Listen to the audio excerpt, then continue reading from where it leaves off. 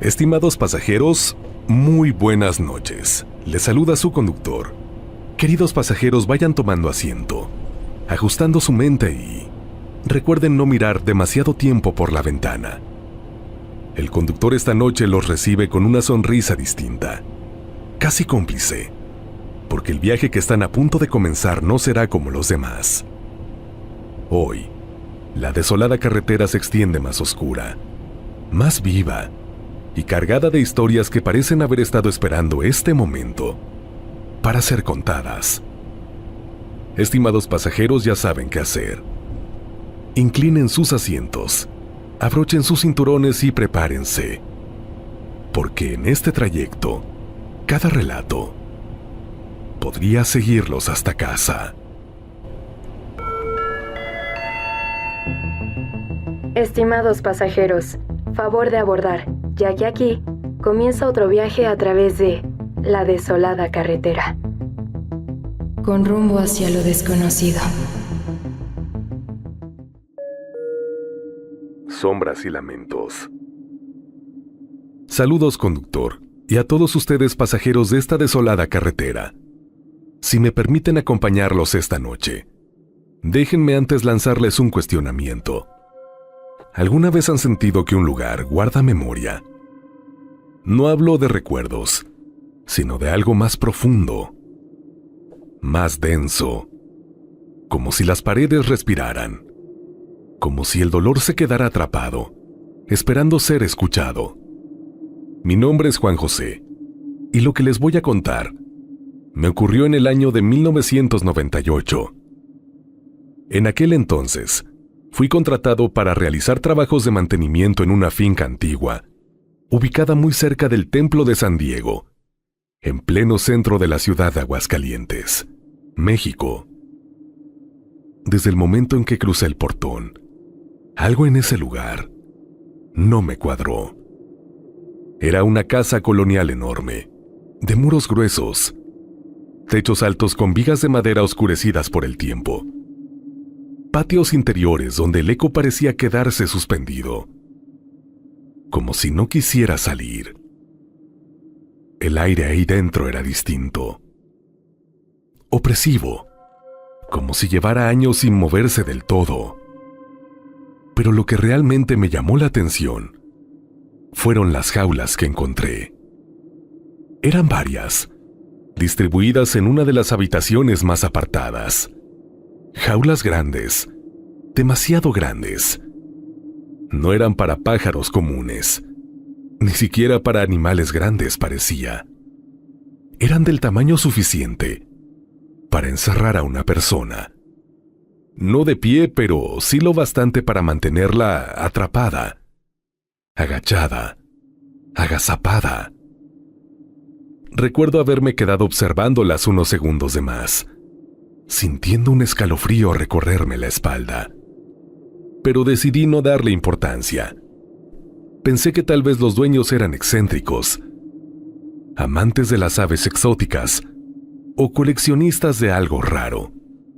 Así que me enfoqué en mi trabajo. El dueño casi nunca estaba. Me dejaba solo durante horas, a veces todo el día. Y fue ahí, en esa soledad, donde todo comenzó. Al principio, era solo una sensación, una incomodidad, de saber que no estás completamente solo, aunque no haya nadie. Esa certeza que no se puede explicar. Después vinieron las sombras.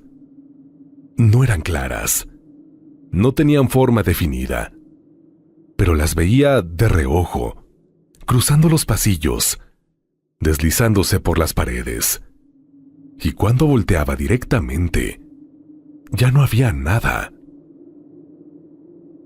Una vez, mientras trabajaba en uno de los cuartos, juraría que vi una figura parada en la puerta. Alta, inmóvil, observándome. Alcé la mirada y en ese instante desapareció. El silencio en esa casa era extraño. No era un silencio normal. Era uno que zumbaba, que presionaba los oídos, como si ocultara algo. Pero lo peor vino después. Fueron los lamentos. La primera vez pensé que era el viento, un sonido bajo, arrastrado, como un suspiro largo. Pero no era viento, eran voces. Voces que lloraban, que se quejaban, que parecían salir de las paredes mismas. Algunas eran suaves, casi inaudibles, pero otras eran desgarradoras. Gritos de dolor como si alguien estuviera siendo lastimado, como si estuviera suplicando, como si no hubiera terminado de sufrir. Recuerdo una tarde en particular. Ya estaba por irme. El sol comenzaba a caer y la casa se oscurecía más rápido de lo normal. Estaba cerca de las jaulas y entonces lo escuché. Claro, nítido, justo detrás de mí. Un gemido. Giré de inmediato, pero no había nadie. Sin embargo, las jaulas se movían muy levemente, como si algo dentro de ellas se hubiera agitado. Sentí como el estómago se me hizo nudo y por primera vez tuve miedo real, de ese que no te deja pensar. Aún así necesitaba terminar el trabajo. No fue fácil. Cada día ahí dentro era más pesado que el anterior. Dormía mal. Me sentía drenado, como si algo me estuviera consumiendo poco a poco. Pero al final terminé. Pude concluir el trabajo para el que fui contratado. El último día, antes de irme, decidí hablar con el dueño. Necesitaba respuestas. Le pregunté directamente si sabía lo que pasaba en esa casa, si estaba al tanto de las sombras, de los lamentos. Él me miró con total calma y me dijo que sí, que lo sabía desde hace mucho tiempo, pero que ya estaba acostumbrado. Incluso me dijo que planeaba acondicionar el lugar para rentarlo como negocios, que él no viviría ahí, así que no le importaba. Esa respuesta me dejó helado. Pero entonces le hice la última pregunta. Le pregunté por las jaulas, por qué estaban ahí. Y su respuesta fue lo que terminó de romper todo. Con la misma tranquilidad me dijo: «Ah, esas jaulas. Sí, pertenecieron a la Santa Inquisición. Este edificio fue su sede en Aguascalientes. Decidí conservarlas como patrimonio histórico y cultural». En ese momento, sentí como si me hubieran vaciado un balde de agua fría encima.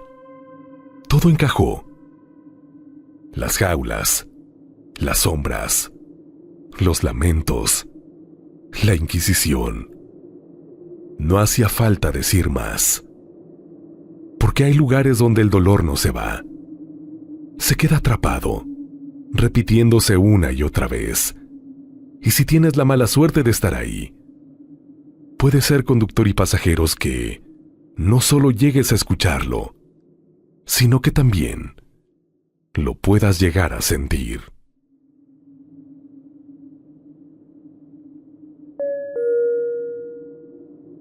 Jadeo.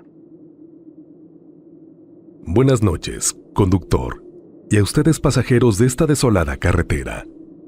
Si en algún momento sienten que el ambiente dentro de este vehículo se vuelve más opresivo, o que algo invisible respira cerca de ustedes, no miren hacia atrás.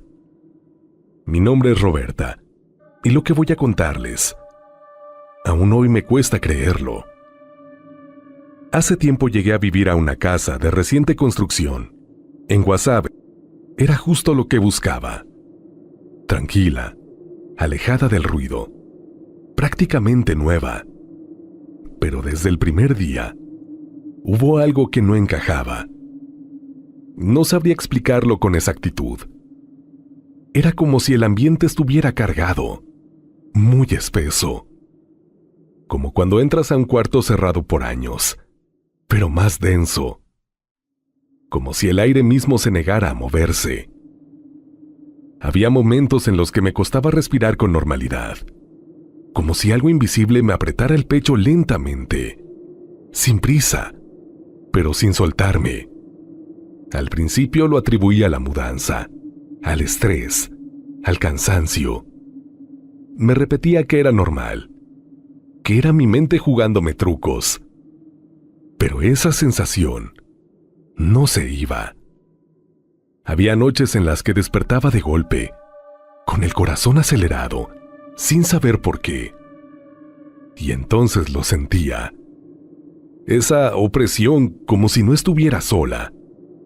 Como si alguien o algo estuviera dentro de la casa, observándome en silencio. Lo peor vino después. Comencé a escuchar pasos. No eran pasos humanos, eran distintos, irregulares, como si algo caminara en 4 patas. Se escuchaban sobre el piso, lentos, arrastrados, con un peso extraño. A veces se detenían justo fuera de mi habitación y en el silencio absoluto de la madrugada. Podía oírlo. Un jadeo. Profundo, húmedo, constante, como el de un animal cansado o hambriento.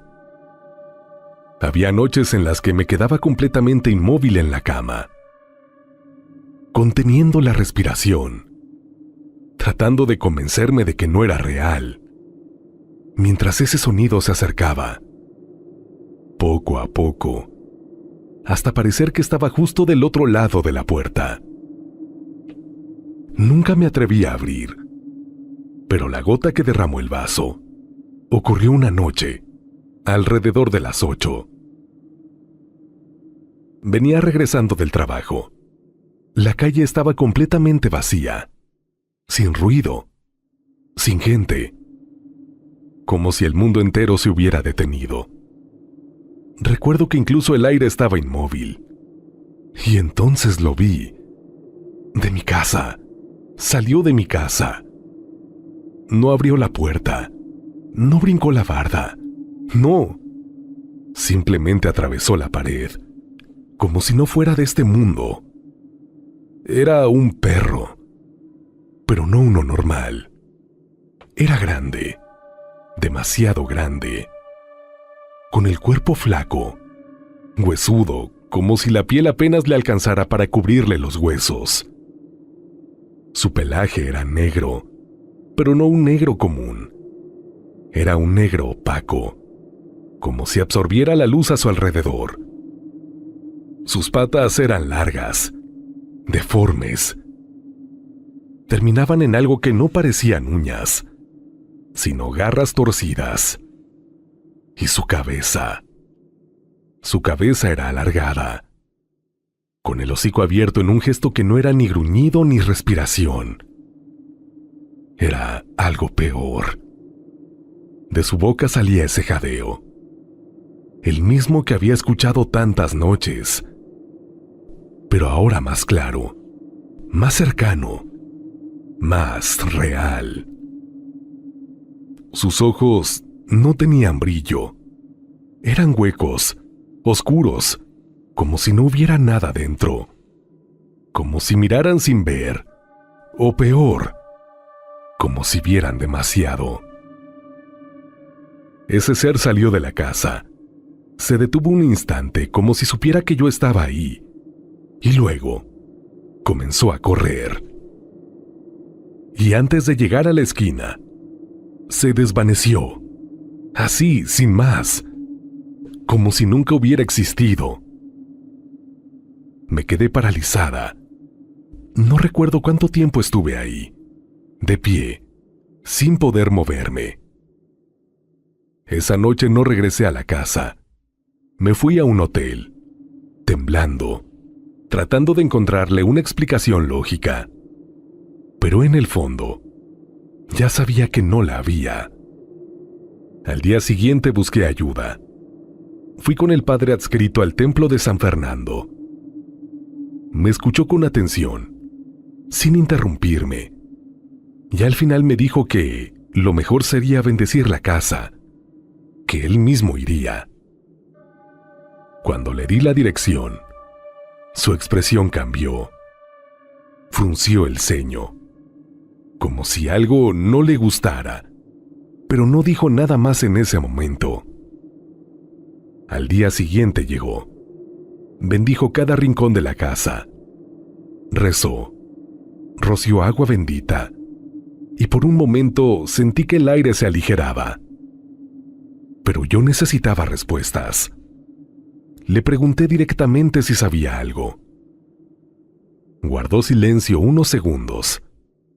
Y luego me lo dijo. Él sabía que ese terreno, antes de que construyeran la casa que rentaba, había sido utilizado durante años por una bruja, muy conocida en la zona, para realizar rituales oscuros. El padre estaba convencido de algo. Aquello que yo vi no era un animal, era un ente de bajo astral, algo que, de alguna forma, había sido traído a este mundo y que seguía atado a ese lugar. Sentí cómo se me helaba la sangre.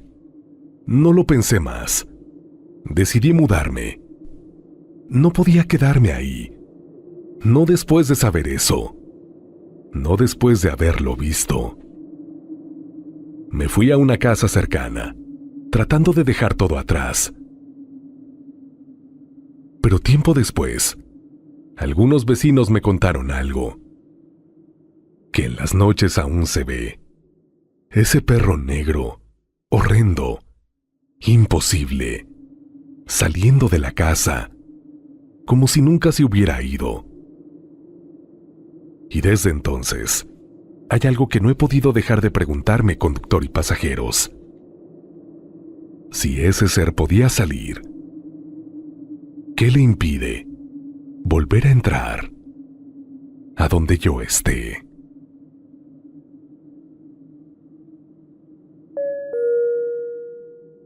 La osamenta. Muy buenas noches, conductor, y también buenas noches a ustedes pasajeros que avanzan conmigo por esta sombría carretera. Permítanme preguntarles algo antes de comenzar. ¿Alguna vez han tenido en sus manos algo que alguna vez tuvo vida? Y si fue así, ¿lo trataron como un objeto o como lo que alguna vez fue? Mi nombre es Alejandro. Soy médico, y durante mucho tiempo fui una persona completamente escéptica. Siempre me incliné por lo racional, por lo comprobable, por todo aquello que pudiera explicarse con ciencia. Hasta que entré a estudiar medicina. Como parte de nuestras prácticas, nos pidieron conseguir una osamenta humana. Era algo común, necesario para el estudio. Pero el maestro a cargo nos hizo una petición extraña. Nos dijo que al recibirla, le pidiéramos permiso, que la tratáramos con respeto, que no olvidáramos que aquello que teníamos frente a nosotros alguna vez fue alguien. Yo la verdad lo tomé a broma. Me pareció absurdo, sobre todo viniendo esto de un hombre de ciencia, y no solo lo ignoré. Hice todo lo contrario. Conseguí la osamenta, pero lejos de mostrar respeto, me burlaba hacia ella. Hacía comentarios, la movía sin cuidado, la trataba como un simple objeto de estudio. Incluso le dije que terminando mis prácticas, la iba a usar como cenicero. El tiempo pasó, hasta que una noche, todo cambió. Estaba estudiando para un examen. Todo era normal, hasta que de pronto comencé a sentir un cansancio extraño. No era un sueño normal. Era un sopor pesado, abrumador, como si algo me estuviera apagando. Intenté resistir, pero no pude. Como pude, me levanté y caminé hacia mi habitación, y sin siquiera quitarme los zapatos, me dejé caer en la cama. Y entonces, pasó. No hubo ruidos, tampoco hubo sombras, no hubo advertencia alguna. De un momento a otro, sentí un par de manos frías, heladas, sujetando mis tobillos. Abrí los ojos de golpe, pero no alcancé a reaccionar, porque esas manos me jalaron con una fuerza brutal. Me arrastraron fuera de la cama. Caí al suelo, completamente paralizado, sin poder entender lo que estaba pasando. No había nadie visible, pero yo sentí esas manos, reales, firmes, intencionales. El terror me invadió por completo, pero hubo algo que supe de inmediato. No tuve que pensarlo demasiado. La osamenta. Tenía que ver con la osamenta, con la forma en que la traté, con las burlas, con la falta de respeto. Esa noche, como pude, reuní valor. Me acerqué y le hablé. Le pedí perdón, no como estudiante, sino como ser humano.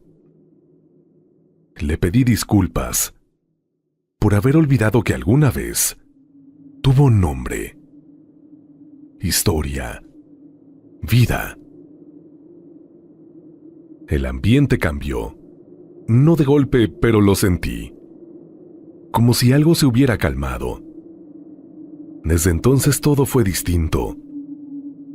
Decidí quedarme con la osamenta, pero ya no era la osamenta. La llamé Juanita y aprendí a tratarla con respeto, con cuidado, con una especie de consideración que antes no entendía.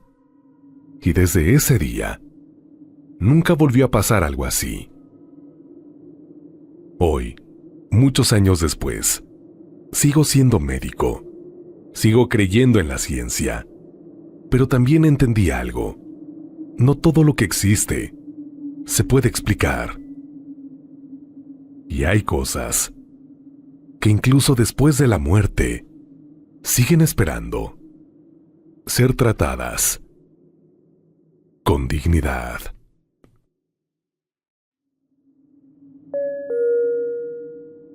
No dejes la ventana abierta. Muy buenas noches, conductor, y pasajeros que avanzan conmigo entre la oscuridad de esta desolada carretera. Permítanme darles un consejo antes de comenzar. Si alguna vez sienten que algo los observa desde el bosque, no intenten encontrarlo, porque hay cosas que, cuando las ves, deciden seguirte. Mi nombre es Alberto, y esto que voy a contarles ocurrió a inicios de los años 2000. En ese entonces, yo trabajaba como director operativo en un conjunto de estaciones de radio en Nuevo Laredo, cuando me ofrecieron encabezar un proyecto importante: lanzar una estación latina dirigida al público hispano en Virginia, Estados Unidos. Era una gran oportunidad, y no lo dudé. Me mudé. Me asignaron una vivienda en un pequeño poblado llamado Wheatville. Un lugar tranquilo, demasiado tranquilo, muy cerca de la inmensidad de los montes Apalaches. Hice todo lo necesario para llevar conmigo a mi perrita, Coco. No iba a dejarla atrás. Así que comenzamos esta nueva etapa juntos. Al principio, todo era normal. Trabajo, casa, rutina. Hasta esa noche. Salí a caminar con Coco como solía hacerlo, cerca de la zona boscosa. El aire era frío, el silencio profundo, apenas interrumpido por el sonido de nuestras pisadas sobre la tierra. Y de pronto, Coco se detuvo. Se puso rígida y comenzó a ladrar directamente hacia los árboles. Intenté ver qué era lo que la alteraba. Forcé la vista entre la oscuridad, pero no veía nada. Hasta que los contemplé. Un par de ojos rojos, encendidos como brasas en la noche. Me estaban mirando, fijos, inmóviles. Sentí un escalofrío recorrerme el cuerpo, pero lo peor vino después. Esos ojos se elevaron, como si su portador se hubiera puesto de pie, y entonces entendí algo. Eso no era un animal normal. Era demasiado alto, además de que parecía ser bípedo. Pero antinatural, desproporcionado. No esperé más. Tomé a Coco y regresamos a casa lo más rápido que pudimos. Cerré la puerta, aseguré todo y traté de convencerme de que había sido mi imaginación. Pero no lo fue. Porque minutos después, la ventana frontal de la casa, que daba hacia el exterior, estaba abierta. Y Coco volvió a alterarse. Comenzó a ladrar desesperadamente hacia la entrada. Yo giré la mirada, y lo que vi me paralizó. Una mano entrando por la ventana, pero no era una mano humana. Era larga, huesuda, cubierta por una piel oscura y tensa, como si estuviera reseca, con dedos demasiado largos, terminados en uñas negras, gruesas, curvas, como garras. Se movía torpemente, tanteando, buscando algo. La cerradura. Estaba intentando abrir la puerta. Sentí cómo el terror me invadía por completo, y sin pensarlo grité, un grito seco, desesperado.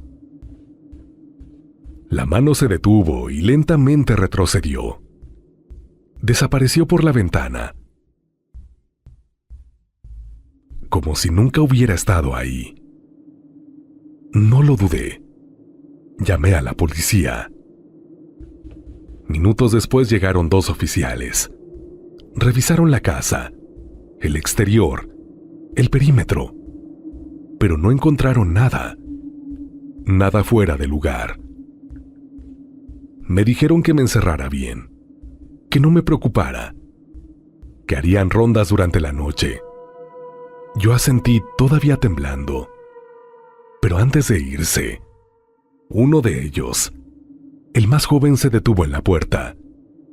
Me miró y con una seriedad que no voy a olvidar nunca, me dijo: «Señor, si vuelve a escuchar algo, no abra, no mire por la ventana. Y haga lo que haga, no deje entrar a nada que no haya visto llegar por el camino. Porque en estos bosques hay cosas que aprenden a caminar como nosotros». Sentí como la sangre se me helaba. Esa noche no dormí, y muchas más tampoco. Tiempo después, cuando terminé el proyecto, regresé a México. Y fue entonces que comencé a escuchar todas las historias, las leyendas, los susurros que rodean a los montes Apalaches. Historias de entes que habitan entre los árboles, que observan, que imitan, que esperan. Leyendas con las que tuve la mala fortuna de encontrarme, o al menos con una de ellas. Estimados pasajeros, qué bueno que siguen aquí, me da un gusto enorme. Antes de continuar, quisiera hacer una breve pausa para dirigirme a ti, que comúnmente escuchas La Desolada Carretera, pero que aún no formas parte de esta gran familia de pasajeros. Hacerlo es muy sencillo. Apoya este canal con tu suscripción, pulsando el botón de suscribirse y activando la campanita de notificaciones. Así, estarás en condiciones de decir #Yo soy pasajero y además, no te perderás ninguno de nuestros próximos viajes, que por cierto, vienen muy escalofriantes. Recuerda que puedes enviar tu relato al correo midesoladoes@gmail.com. midesoladoes@gmail.com. De antemano, gracias, porque esto nos permitirá seguir viajando a través de la desolada carretera. Y hablando de apoyo, queridos pasajeros, si crees que este canal debería de llegar a más personas, no olvides de comentar, darle me gusta a este contenido, hypearlo y por supuesto, compartirlo con alguien que creas que puede llegar a unirse a esta gran familia de pasajeros. De antemano, muchísimas gracias. Queridos pasajeros, vuelvan todos al autobús. Que nadie se quede fuera para que no se queden atrapados en esta desolada carretera, ya que es momento de ir a nuestra última escala de esta noche, que por cierto, está cerrando con broche de oro este tenebroso viaje.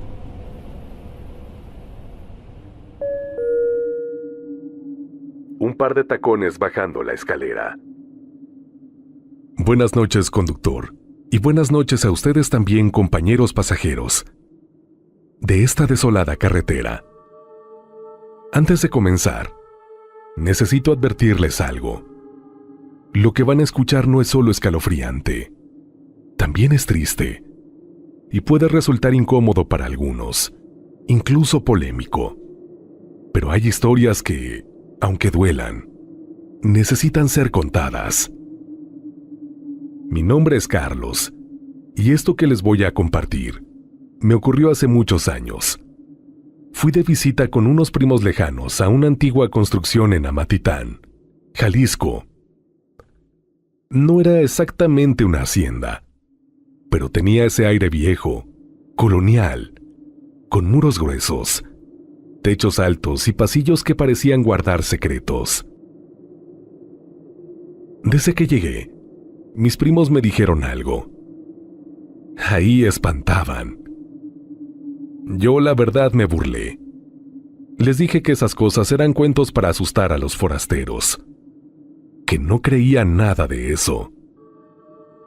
Ojalá hubiera guardado silencio. Una noche ellos salieron. Yo dije que estaba cansado y me quedé solo en la casa. Recuerdo que estaba en la cocina cenando cuando todo comenzó. Primero, silencio.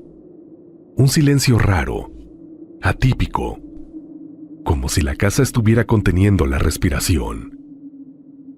Y entonces los escuché. Unos pasos, pero no eran cualquier tipo de pasos. Eran tacones, claros, firmes, inconfundibles. Venían de la planta alta, bajando lentamente las escaleras. Al principio pensé que no estaba solo, que quizá alguien más se había quedado en la casa, pero eso no tenía sentido. No había mujeres ahí, y ese sonido era imposible de confundir. Había algo más. No sé explicarlo, pero esos pasos me provocaron un escalofrío inmediato. No era solo el sonido, era lo que transmitía. Había una intención, una presencia, algo que no debería estar ahí.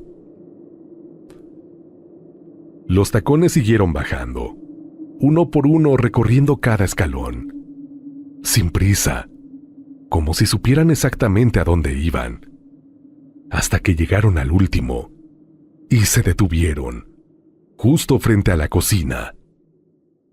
Yo me quedé helado, porque el sonido continuó. Pero no había nadie, nadie. Los pasos estaban ahí, frente a mí, pero no podía ver absolutamente nada. El sonido seguía, como si alguien invisible estuviera de pie, observándome.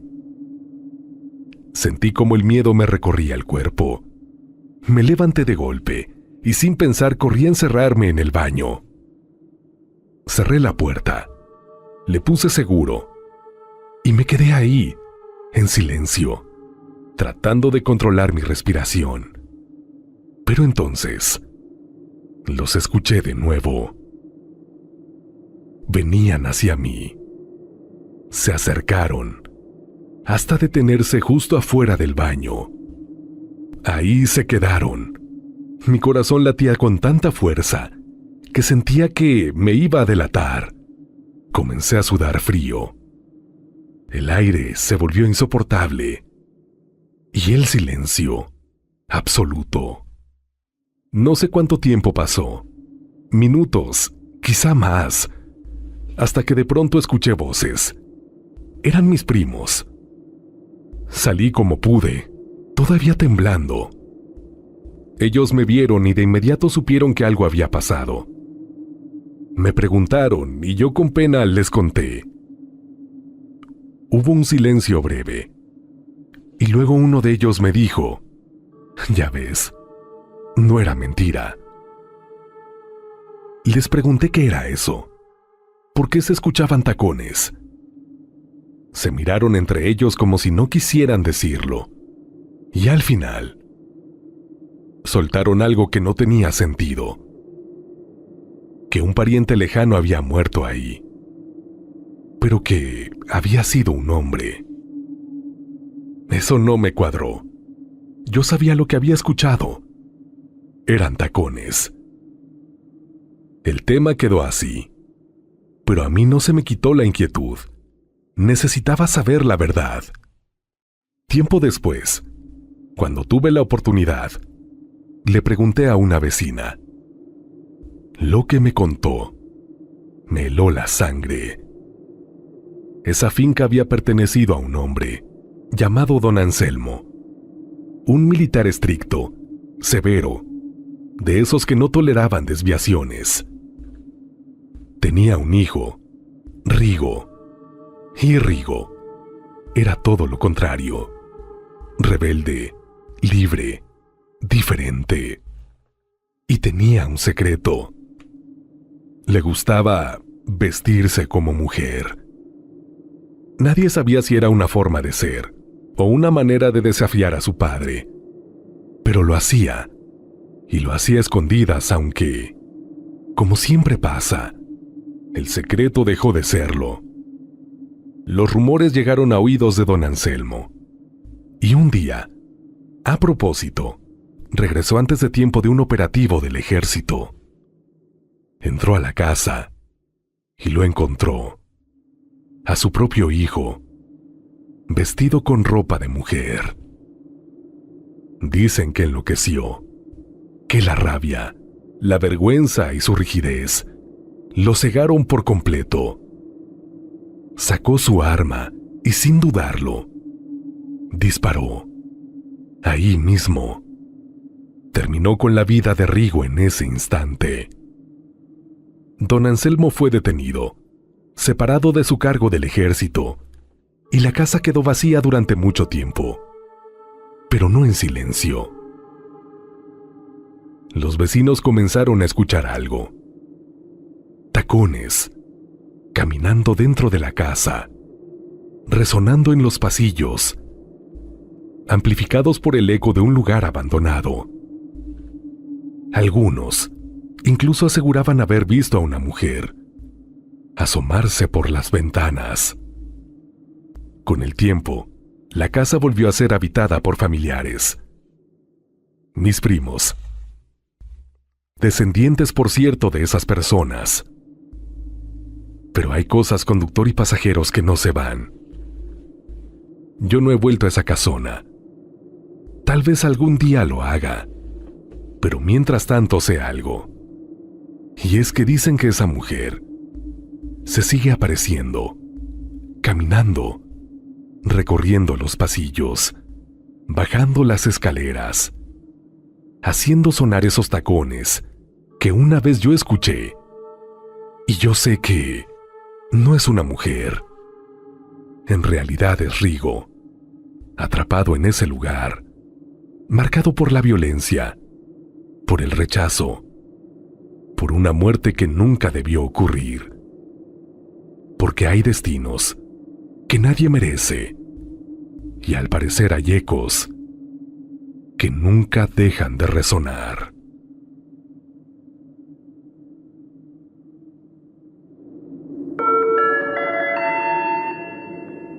Estimados pasajeros, hemos llegado a nuestro destino. Gracias por acompañarnos en este viaje. Es momento de descansar. Si creen poder,